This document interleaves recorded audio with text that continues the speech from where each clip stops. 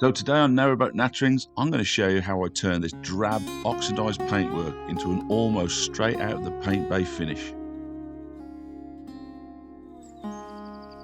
So good morning, welcome to sunny Armitage, here we are. So today's the day when she's going to get her next dose of TLC. This paintwork is a bit rubbish at the moment. The blue has oxidised. It's kind of, there's a whiteness to it. If you look at it closely, it's very cloudy, it's very milky. But generally, there's enough paint there to be able to get through that, to get back down to some decent pigment. When I look at it closely, I'm wondering, am I expecting a bit too much from this? It's so inconsistent, the paintwork, you know, around coming off here, it's kind of streaking down. It's blooming, and it's. I think just today, I just want to prove that I can get the blue that has oxidised. Can I get that nice and glossy? So, all being well, my friend Stu Cox, just moored around the corner, is bringing a few different compounds and polishes to play with. So I can do a bit of a comparison test. But fundamentally, I'd like to get at least this body side done today. We'll just play on one panel for a bit, just with the different compounds that it's got, just to see which one's going to be best, and then we'll go with the best one across the boat. There he is. You see that vagranty looking guy? That's his ex-forces. I mean, look at him.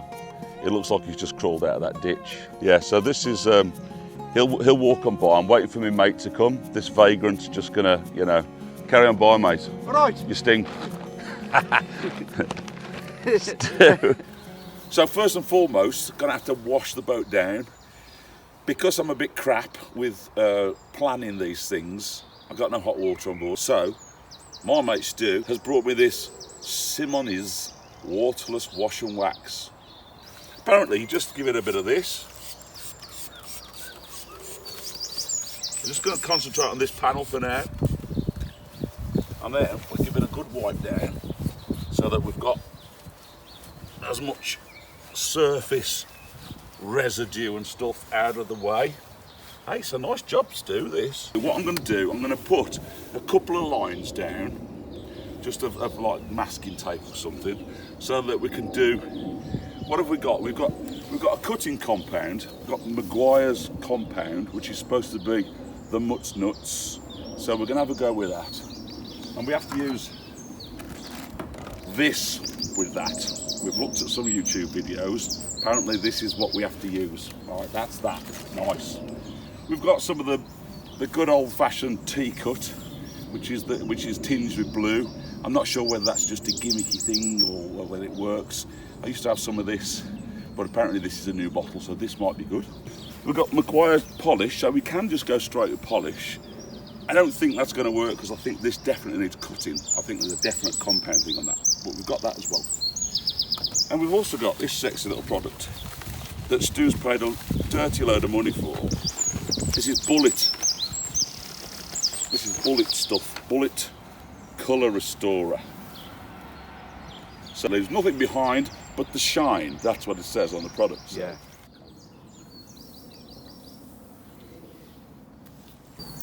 That's you featuring in a Narrowboat Natterings film. Heidi's going to get me on. So we're going to go with the teacup first, because this is the one I've probably got least hope for.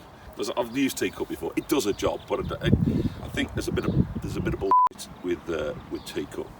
I think it's had the majority of the work for decades, hasn't it? And I don't think they've really changed the compound. So my agent hadn't told me I'd be getting dirty. Nobody had said that I was going to get dirty. So You've never got dirty in your life. All done a day's work. yeah, I know. You're not far wrong there. Mrs. L would definitely agree with that. But what she doesn't understand is that being the man of the house, there's a responsibility there that, you know.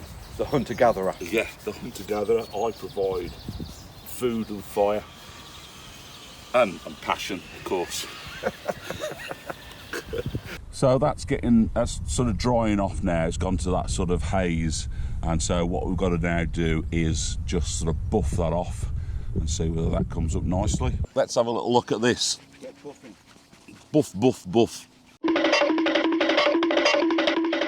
Yeah, I think it probably needed more work with the compound, because there's still a lot of scratchy marks in there. Probably could have gone a little bit further with removal of the top surface of the paint, I think.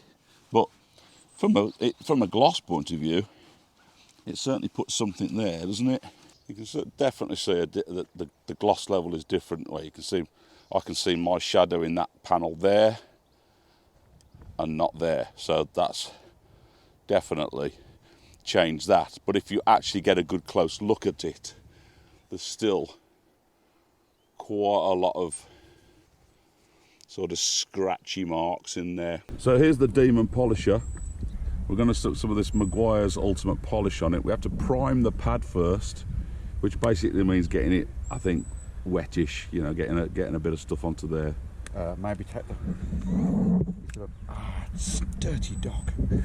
Stuart is a specialist with this product. He knows it inside out. Idiot-proof labels. In a way, boss. Okay, Stuart, prime that pad. That's sexy, isn't it? Yeah.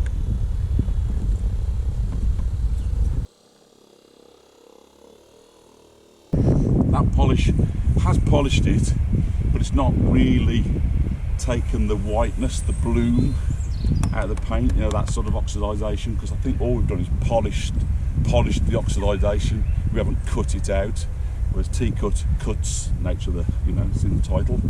Stuart is now priming the pad with Meguiar's compound. He's just used my co-op card to scrape it off, so that's probably that knackered now. So if he doesn't want to be in trouble with Mrs. Lumsden, he already is, because he's ruined her co-op card. Do you think you should go faster, Paul, or just... Yeah. You think so? There you go. Whoa! So now try and keep it flat, don't edge it, because if you edge it you'll get brighter areas than others. Here we go. I'm in the zone now. See, I've never done anything like this before. I bet that's going faster than any of your sex toys, isn't it? What's that word? You know, if you weren't there, I'd have done this by this side by now.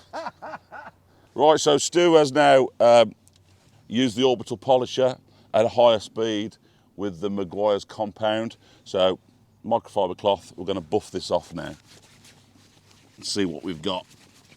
That's the best already. That's the best section ever. That's hurting my eyes, Paul.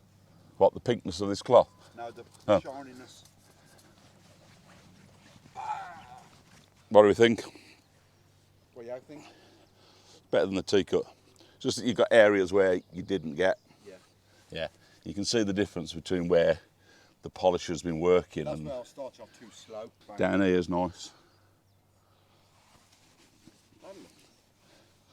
But you can see, if you come close with that camera, you can still see scratches there, yeah. Fine scratches, which is also what's making it look slightly white. So there you see, I'm looking dead at that panel there, and you can't see my reflection. If I move to here, you're starting to see a reflection. That was just polished. If you go to there, that was the T-cut bit, and that's the Meguiar's. So this time we're going to go with the bullet. I'm not sure that it's going to do any better than the Meguiar's. And if you look at the size of that tub and the value of that, this is about 6 times more expensive than the Meguiar's. So probably makes sense to go with the Meguiar's. And if you look at the T-cut's not far away from the Meguiar's. With a little bit more work with the T-cut, probably would have done a decent job. But let's give this a go anyway, just to give ourselves a fair comparison. Put a bit of this on. This is very thick. Just doesn't need too much on here, apparently. And you like the idea of using the machine? I do. I'd rather be using the machine because I'm a lazy. No, because of the consistency. Because of the consistency, yes. That was the word I was looking for.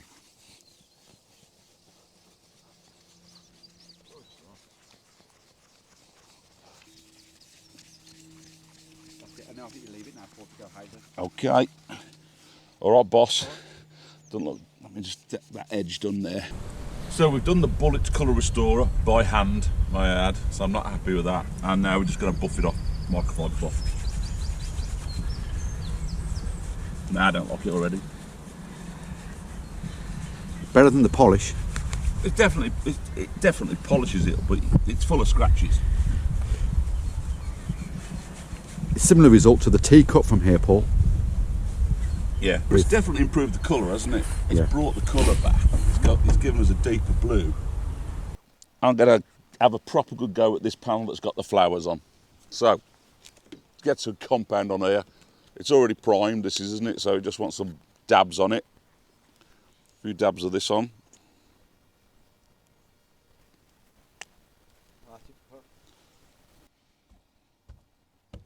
Bit like that. Let's go. I kind of say an inch a second.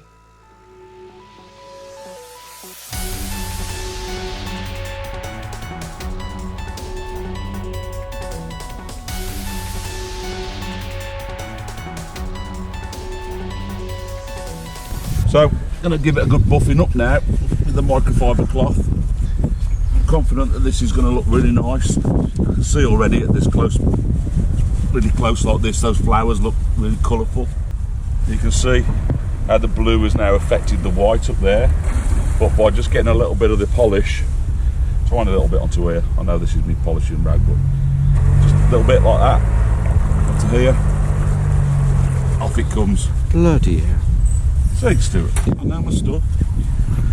That looks lovely, doesn't it? You can see the areas where I haven't got it properly. Yeah. You know what I mean? But once it's that you can see there, where because I've tried to stay away from the white. Yeah. You see that there where it's not done it. So you just gotta go for it. So this was the bullet. This was Maguire's compound. This was Maguire's polish. This was the teacup blue. And this was Maguire's compound, yeah. Professionally done. So the Maguire's compound is definitely the better job. I think it's also partly to do with the fact you're doing it with a machine, not by hand. But you can certainly see where I've not done it. So there's an absolute difference there between right and wrong, and that's just because I was trying to stay away from the white line. But you can just clean off those white lines, no problem at all. So I'm going to take all those blue lines off there now, and then I think we can get that whole thing done. Stuart, would you like to remove those blue tapes for me?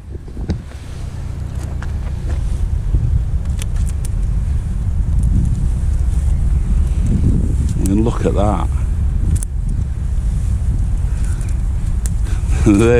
Now you can see the difference. Look where those tapes were. So even on the worst bit, even on this bit that we weren't happy with, you can still see where nothing's happened at all. Impressive, isn't it? But look at how those flowers have, look at the colour, the richness in the colours of those now in comparison to that one. Look at the yellow of that to the yellow of that. Nice. Nice. All right, so I think we've proven what we like. We like the Maguire's compound. That seems to be really good, works really well with this pad. So just to make sure we got all these streaks missing, we're going to do the whole lot so it's common, and then I'll come and sort the whole boat out next week. So let's just spread this polish about.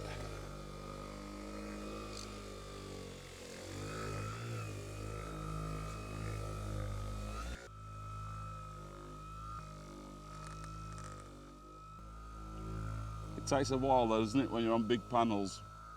Yeah, it's probably too big a panel to try and hit in one like this, isn't it? I think what starts to happen is the compound starts to dry out a bit.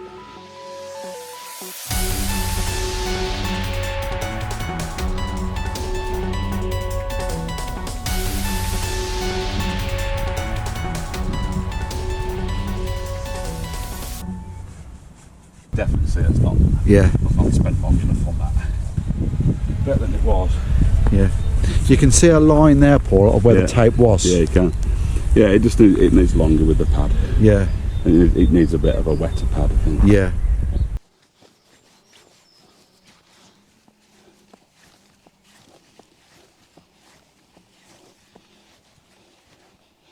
So what I want to do now is I want to do this because I think it's quite extreme the way it runs off from around that window, from around that porthole. So I want to try and do a definite sort of clean of that, see whether I can get that to disappear. So again, because I've not done this panel yet, I'm going to clean this again with the Simmons waterless wash and wax. Make sure that we've got it as clean as we can.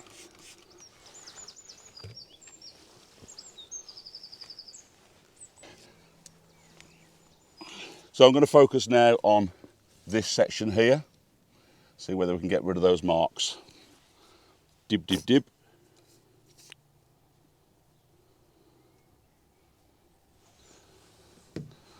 Did a bit of that. There you go. Bip, bip, bip, bip, like that. And then we do a quick pass, just to make sure that we've got it all where we want it. All right. And now I'm going to focus on hitting the bits I really want to do.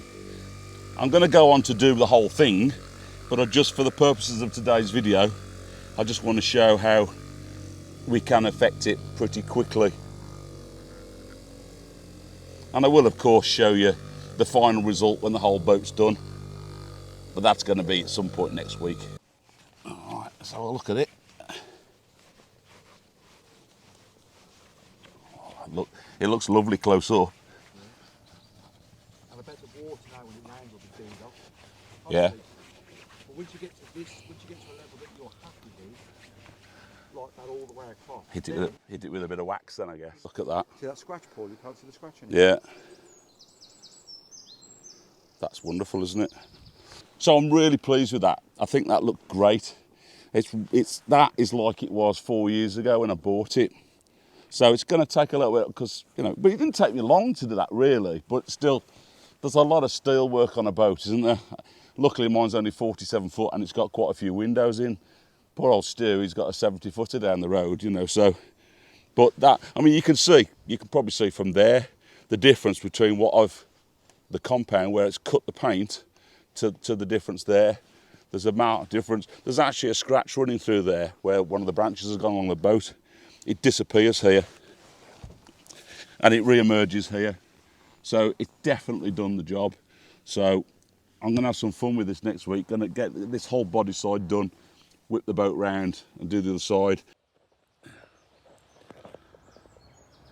So I've got my scruffs on and I'm off to do the body sides now in full. So I did the trials all yesterday and today I'm going to try and do the whole job. So I'll get this one side done, go down and wind, and then get the other side done. So quite a task on, but Stuart's machines are really going to help. So yeah, all been well. I should have a lovely shiny boat by the end of today. If I've got a chance to get some wax onto it just to protect that, better still, but I can do that in a couple of days' time if necessary.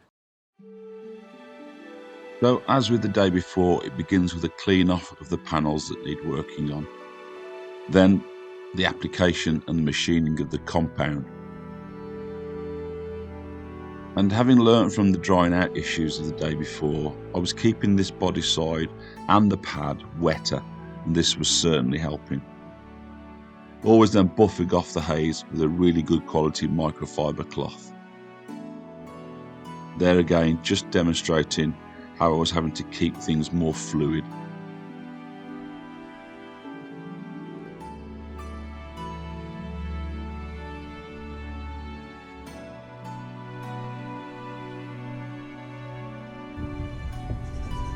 And there we have it, one really lovely shiny body side. An absolutely glorious day now, so I've just turned the boat so that I can do the other side. So just look at these superb transitions. I'm so pleased with the outcome.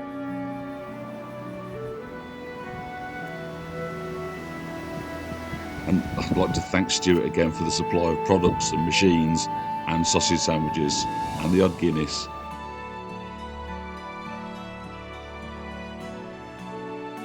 And thanks to you for watching, and make sure that you do hit that like button and consider subscribing if you can. It's absolutely free, you know.